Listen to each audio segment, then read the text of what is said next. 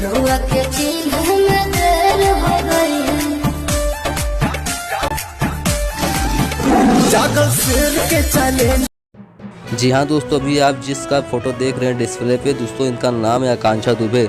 आज ही दोस्तों इनका निदान हो गया है दोस्तों, इन्होंने फांसी लगा लिया है। जैसे आप लोग ने आगे वीडियो में देखा है पवन सिंह के साथ दोस्तों इनका अभी नया फिलहाल गाना आया था। आकांक्षा दुबे का दोस्तों ये मौत ने पूरे भोजपुरी इंडस्ट्री में दोस्तों भूचाल आ गया। दोस्तों आपको बताना चाहता हूँ इस समय ये न्यूज़ इस समय सोशल मीडिया पे बहुत तेज़ी से वायरल हो रहा है, जिसमें आप लोग इसमें साफ देख सकते हैं आप लोग उन्होंने फांसी लगा ली है।